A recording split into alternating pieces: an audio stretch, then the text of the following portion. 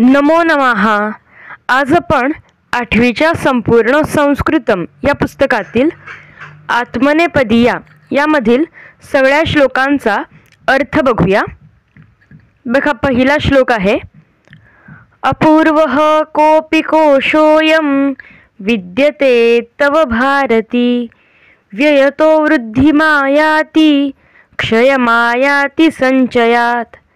याचा अर्थ, हे सरस्वती देवी, तुझा हा अवर्णनीय असा ज्ञानरूपी खजिना खरोखरच अपूर्व आहे.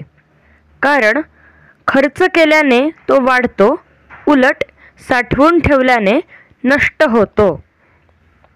आता दुसरा श्लोक, मनोजवं मारुततुल्यवेगं जितेंद्रियं बुद्धिमतां वरिष्ठं वातात्मजं वानरयूथमुख्यं श्रीरामदूतं शरणं प्रपद्ये. याचा अर्थ, मनाप्रमाणे वेगवान, वाऱ्याप्रमाणे ज्याचा वेग आहे अशा, ज्याने स्वतःच्या इंद्रियांवर विजय मिळवला आहे अशा, बुद्धिमत्तांमध्ये श्रेष्ठ असणाऱ्या, वानरांच्या कळपांचा नेता अशा पवनपुत्राला म्हणजेच श्रीरामांच्या दूताला मी शरण जातो किंवा जाते.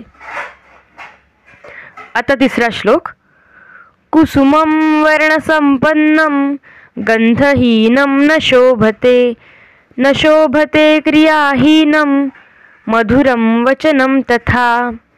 याचा अर्थ, रंगीबेरंगी पण ज्याला सुगंध नाही असे फूल शोभून दिसत नाही, त्याप्रमाणे ज्याला कृतीची जोड नाही असे गोड गोड बोलणे देखील शोभनीय नसते. आता पुढचा श्लोक, शतेषु जायते शूरः सहस्रेषु च पंडितः वक्ता दशसहस्रेषु दाता भवति वानवा.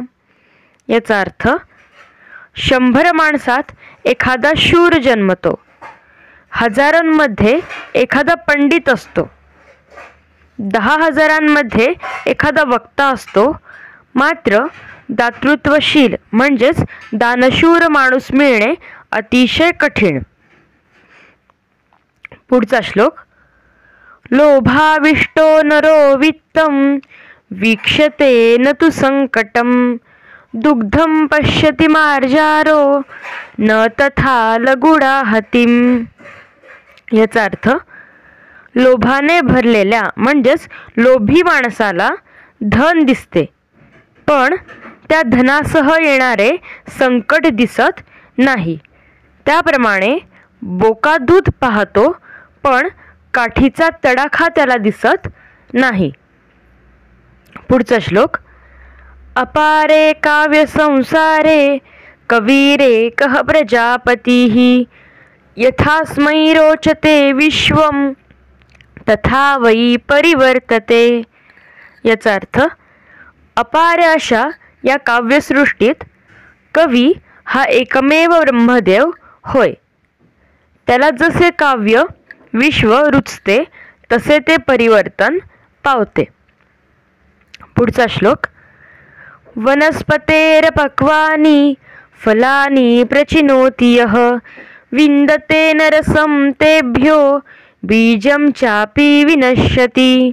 याचा अर्थ, जो झाडांची कच्ची फळे गोळा करतो त्याला त्यांच्यापासून रस तर मिळत नाहीच, पण त्या झाडाचे बी सुद्धा नष्ट होते. आता शेवटचा श्लोक, न देवो वर्तते काष्ठे न पाषाणेन मृण्मये भावे हि विद्यते देवः तस्मात् भावो हि कारणम्. याचा अर्थ, देव लाकडात म्हणजेच लाकडी मूर्तीत, दगडात म्हणजेच दगडी मूर्तीत किंवा मातीच्या मूर्तीतही नसतो. देव मनातील भावामध्ये असतो. म्हणून मनातील भक्ती म्हणजेच भाव हेच देवाला प्रसन्न करण्याचे कारण म्हणजे साधन आहे. तर बघा, अशा प्रकारे आज आपण आत्मनेपदी यामधील सगळ्या श्लोकांचा अर्थ बघितलेला आहे.